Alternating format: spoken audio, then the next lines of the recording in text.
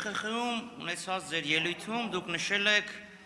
ինչ-որ առումով 44-օրյա պատերազմը հիբրիդային պատերազմի մաս է, որի թիրախում Հայաստանի պետականությունն էր, Հայաստանի անկախությունը։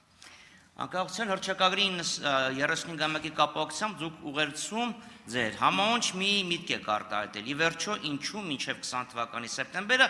Հայաստանի Հանրապետությունը մեր կառավարությունը ես ինքս չգնացինք զիջումների,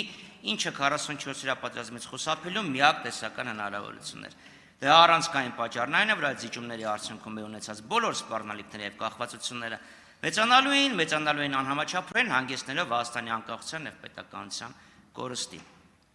Սան էլ ավելացնենք ձեր այն պարբերական պնդումները, որ ոչ թե Արցախն է կորցրել, այլ Հայաստանն է գտել։ Հիմա եթե վերցանենք ձեր օգոստոսի ուղերձը, մասնավորապես կստացի, որ գիտակցաբար չկանխված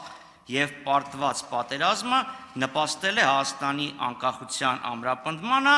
եւ պետականության հզորացմանը, որովհետեւ եթե լիներ զիջում, չլիներ պատերազմ կամ պատերազմը հաղթեինք, դա կարող էր հանգեցնել Հայաստանի անկախության եւ պետականության կորստին։ Հիմա հարցս, եթե պարտությունը հաղթանակ է, որովհետեւ պարտության արդյունքում մենք չկորցրեցինք մեր անկախությունը, ապա ինչու են դատվում այն զինվորականները, որոնք ըստ այս իշխանությունների մեղավոր են պարտության մեջ։